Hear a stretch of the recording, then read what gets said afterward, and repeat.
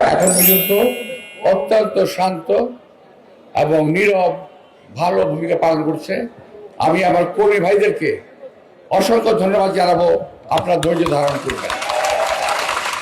বিএনপির কর্মীরা উশৃঙ্খল নয়, বিএনপির কর্মীরা সুশৃঙ্খল।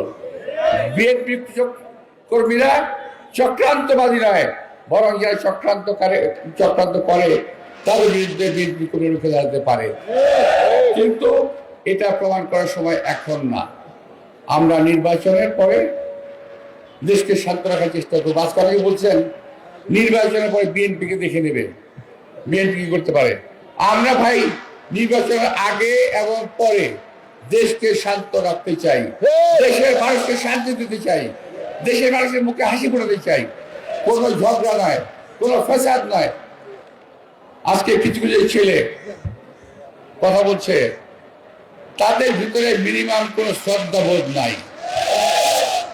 আমি যখন ছোট ছিলাম, অর্থাৎ আমার বয়স তখন 40, আব্বাস আলী খান সাহেবের বয়স তখন আমার চেয়ে অনেক বেশি, 50 কিংবা 60। আজ পর্যন্ত জামাতের কিংবা অন্য কোনো দলের কেউ বলতে পারবে না আমি তাদের বিরুদ্ধে কোনো খারাপ কথা বলেছি। ওই সময় আওয়ামী লীগের নেতা এখনো বেঁচে আছে মোজাফফর হোসেন পল্টু সাহেব, উনি নির্বাচন করেছেন। আমরা কথা বলেছি, মিছিলে দেখা হয়েছে, মুখোমুখি দেখা হয়েছে।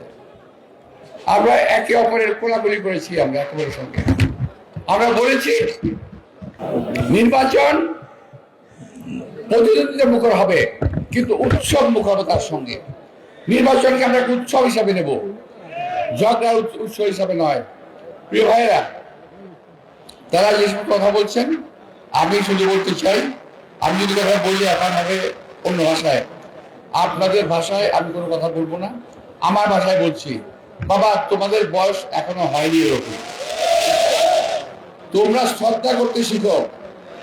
একটা কথা মনে রেখো, আমি শেখ সাদির একটা কবিতার ছোট্ট একটা লাইন বলতেছি, বে আদব বে নসিব বা আদব বা নসিব, অর্থাৎ বে আদব সব সময় কপাল খারাপ হয়, আর যার আদব কায়দা থাকে তার সব সময় কপাল ভালো থাকে।